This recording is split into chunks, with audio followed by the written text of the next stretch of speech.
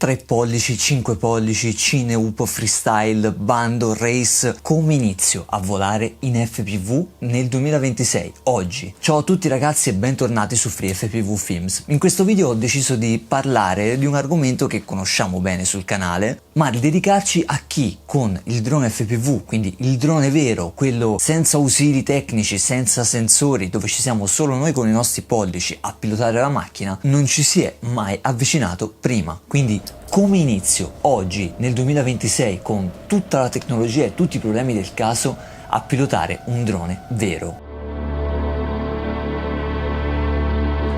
Ora, per chi è un pochino avvezzo del mondo sa già che ci sono 1000 modi e 1000 sistemi per avvicinarsi a questo mondo. Io ho una bella collezione di prodotti, dai piccoli 3 pollici che utilizziamo per il volo in città a questi droni un po' più grandi che sono dei mix tra freestyle e drone cinematico che ci permettono di fare delle linee un po' più particolari a soggetti magari un po' più veloci, dove abbiamo bisogno di velocità e potenza. Ma per chi il drone non l'ha mai pilotato, la difficoltà più grande non è andare a scegliere la tipologia di macchina piuttosto che la camera da montarci sopra, ma è proprio imparare il pilotaggio. Se avete già un drone DJI siete da un certo punto di vista avvantaggiati, perché guidare un Mavic significa andare a conoscere i 4 movimenti basilari di pilotaggio di un drone, quindi acceleratore, gas, yaw, movimento gimbardata, pitch e roll. Questi movimenti sono però diversi su un drone FPV, infatti la sostanziale differenza rispetto a un drone stabilizzato come un Mavic è che mentre lì abbiamo un tipo di movimento assistito proprio con una modalità che viene chiamata in Betaflight, il software che gestisce i droni FPV, stabilizzata o angle, dove appena rilasciamo gli stick dal nostro radiocomando il drone torna in bolla e rimane lì. Sul drone FPV finché non correggiamo dalla parte opposta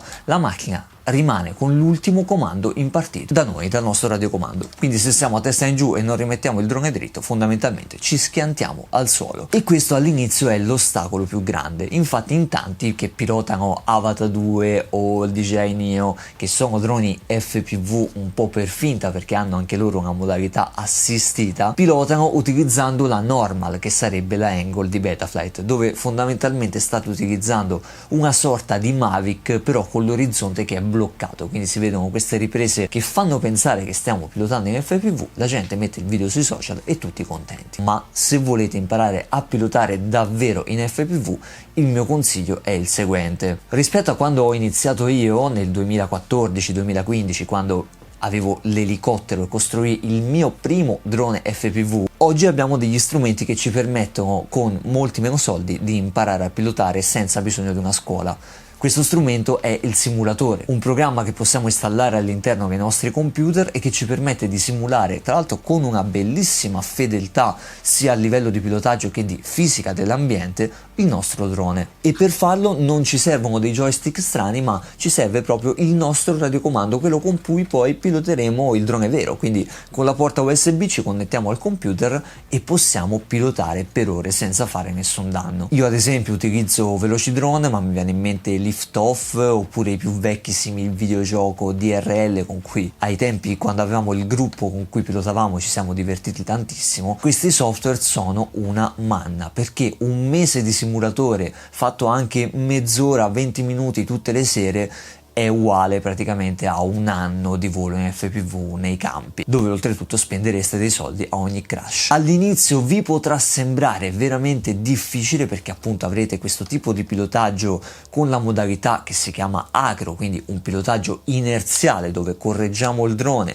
lui si muove in una direzione, poi correggiamo all'indietro per riportarlo dove si trovava prima. Può sembrare un po' difficile, ma vi garantisco che al massimo in un mese di tempo già siete in grado non solo di pilotare la vostra macchina, ma anche di avere un buon controllo e quindi di passare a un drone reale. Il costo di un simulatore si aggira intorno ai 15-20 euro, dipende dal momento in cui lo acquistate e da quale scegliete. Il costo di un radiocomando è molto variabile, quindi quello che vi consiglio io è di avvicinarvi a questo mondo cercando di spendere il meno possibile, anche in funzione del fatto che non saprete se continuerete o meno a utilizzarlo. Quindi una radio come questa ad esempio non va bene, questa è la mia TX15 di Radio Master. Una radio come sempre la Radio Master Pocket che è un radiocomando economico, all'epoca si trovava su AliExpress intorno ai 50-55 euro, oggi la troviamo intorno ai 70, è un ottimo compromesso per iniziare a pilotare sul simulatore. Non ci servono particolari accortezze, semplicemente la accendiamo, carichiamo sopra un modello che di solito è già installato il default sulla nostra radio, attacchiamo l'USB, configuriamo il simulatore seguendo una guida che mi rifiuto di spiegarvi perché è talmente semplice, assegniamo i nostri stick e siamo pronti a pilotare. Una volta passato questo mese e mezzo, a seconda di quanto tempo abbiamo, in cui apprendiamo i comandi e il pilotaggio, bisogna però passare al mondo reale. Quindi che cosa prendo come primo drone? Dove lo faccio l'investimento? Esistono centinaia di possibili opzioni, dai droni Cinelifter ai droni 5 pollici ai droni Cineup, ma la cosa che mi sentirei io di consigliarvi è di non comprare subito un mezzo pronto gara oppure da ripresa, perché sarebbe un po' come un ragazzo che ha appena preso la patente del motorino, sa a stento stare in equilibrio e la prima moto che compra è un R1. Non è il caso. Io ho iniziato proprio così, infatti il mio primo drone era l'F450 della DJI, ovviamente clone autocostruito, all'epoca i Mavic erano solo per ricchi, e imparare a pilotarlo infatti è stato un vero inferno. Oggi esistono tutta una serie di droni intanto più piccoli e meno costosi che ci permettono di mettere in pratica le abilità che abbiamo acquisito a casa al simulatore, ma soprattutto ci permettono con una spesa veramente irrisoria di andare poi a sperimentare quello che è il volo nel mondo reale. Sto parlando dei mini droni, ad esempio io ho questo che comprai ormai 4-5 anni fa, questo è un IMAX Tiny Hawk Freestyle, è un drone che adesso trovate intorno ai 130-140 euro, quindi costa già tanto, ma esiste una serie tra l'altro molto interessante della Beta FPV che produce un drone molto simile a questo, con queste dimensioni, che costa all'incirca 110-120 euro. È un drone ducted, si chiama Air 65 e pensate va così bene e ce l'hanno così tante persone che addirittura ci hanno costruito intorno un campionato. È un drone che utilizza il protocollo di trasmissione Express LRS, che non è altro che il linguaggio con cui la vostra macchina dialoga con il radiocomando da cui gli impartite i comandi, quindi la radio che vi ho menzionato prima, la Pocket, è perfettamente compatibile con questo tipo di drone e potrete pilotarlo. Vi servono ancora altre due parti importanti oltre al drone, infatti ogni macchina che si rispetti ha bisogno di batterie. Beh, su droni come questo le batterie costano veramente poco, quindi non sono un costo che va a impattare più di tanto e è bene averne almeno 4 o 5 per iniziare.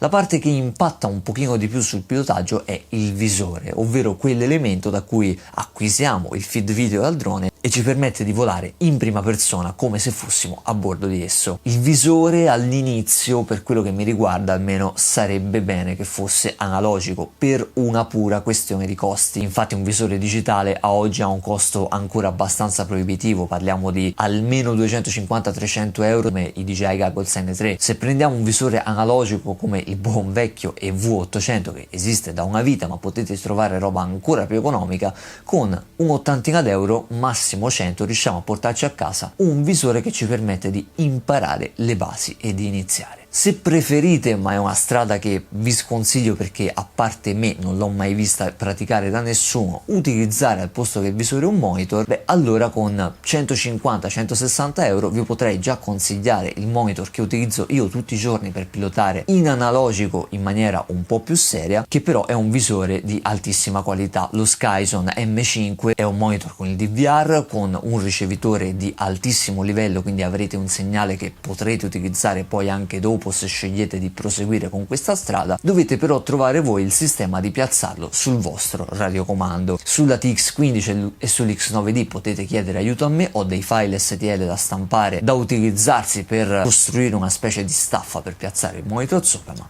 questa è un'altra storia. Ok, avete il vostro visore, il vostro radiocomando, pile cariche, come ci comportiamo? Beh, intanto è necessario fare una piccola operazione, quella di bind tra il vostro dronino e il vostro radiocomando. Sopra il drone infatti c'è un ricevitore che monterà il sistema Express LRS, quindi quello compatibile con il vostro radiocomando. Dovrete spiegargli che devono parlare tra di loro. C'è una guida qui sul canale proprio dedicata a Express LRS su come si fa non solo il bind ma anche l'aggiornamento delle vostre riceventi. Se non siete pratici vi invito ad andare a guardarla. In pratica una volta creato il vostro modello sul radiocomando, non dovrete fare altro che o via software inserire un codice, una password da inserire all'interno del ricevitore proprio di Express LRS che dialogherà solo e soltanto con la vostra radio, oppure semplicemente, se acquistate un drone di terze parti e non avete all'inizio magari tanta voglia di andare ad approfondire questo mondo, prendete la batteria, la attaccate e la sconnettete 3 volte al vostro drone e lui entrerà in modalità bind. A quel punto dal vostro radiocomando, pulsante bind dentro i DualScript di Express LRS, che ovviamente dovrete aver caricato sulla vostra radio, e anche per questo c'è una bella guida dedicata sul canale. Premete il tasto bind e il vostro drone si accoppierà alla radio, e allora sì che siete veramente pronti per volare. Adesso avete fatto pratica col vostro drone e cosa avete acquisito?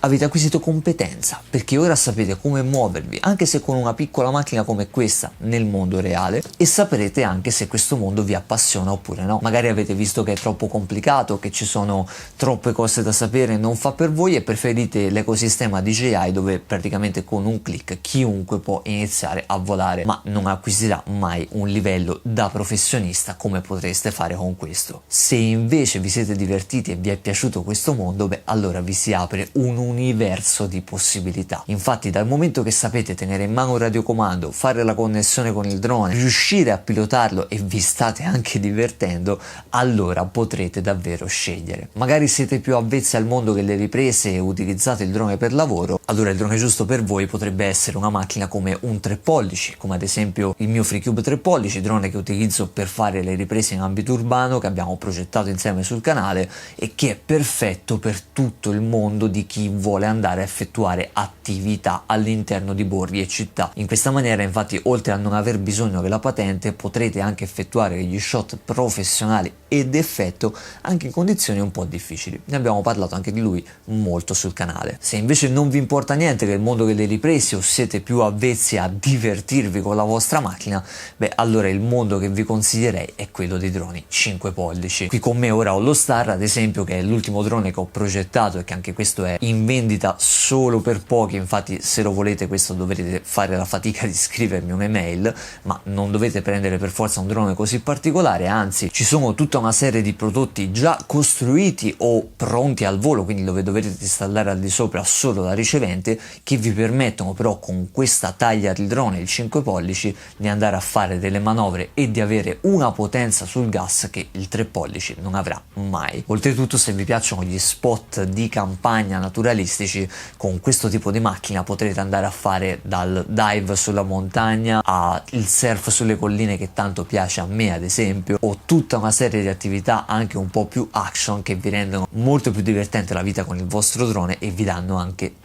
tantissima soddisfazione. Sono droni un po' più difficili da settare perché più pesanti e più potenti, ma per questi anche loro trovate una guida infinita sul canale, perché ci abbiamo fatto decine e decine di video su come costruirli, sul tuning finale, su come setapparli al meglio, quindi insomma c'è veramente da sbizzarrirsi, anche se non volete andare a vedere altre piattaforme, cosa che vi sconsiglio, perché online trovate non solo altri pareri, ma trovate tantissime build che magari fanno più al caso vostro rispetto alle mie e dove potete imparare anche più cose. Ovviamente quando si pilota un drone di questo tipo non stiamo parlando di un giocattolo, sono macchine che fanno tranquillamente 170-180 km all'ora, quindi bisogna o saperle guidare o mettersi nelle condizioni di non fare danni. Un bel campo aperto, posto lontano da case e strade, non diamo fastidio a nessuno e lì ci divertiamo e impariamo a pilotare davvero un drone, cosa che vi garantisco se acquistate un Avatar, un vecchio DJI FPV,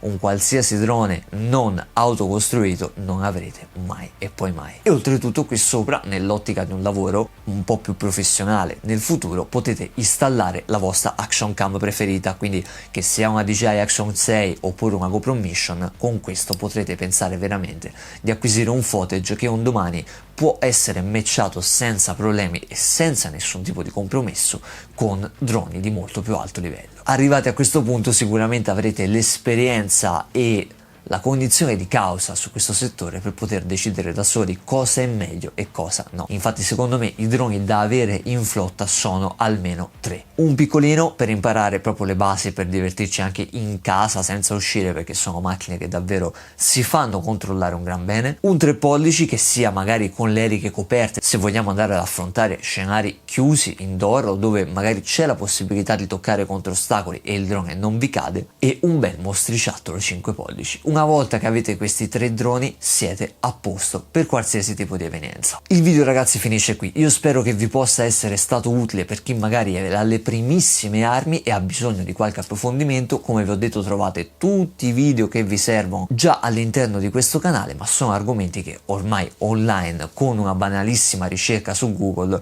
riuscite a trovare senza nessun problema. E se siete un pizzico pratici di questo mondo non avrete nessun tipo di difficoltà, ma se siete alle prime armi ci sono decine e decine di guide per risolvere qualsiasi, ma veramente qualsiasi problema vi possa capitare. Fatemi sapere se vi è piaciuto questo tipo di contenuto qui sotto nei commenti. Io se vi va, come sempre vi invito a iscrivervi al canale, mi darete una mano a continuare a creare contenuti di questo tipo, se vi va ovviamente. Se non vi va tranquillissimi, perché comunque tutto ciò che faccio lo creo per passione. Io vi aspetto sempre qui su FreeFPV Films per un nuovo video, sempre ambito droni. Un saluto a tutti da Marco.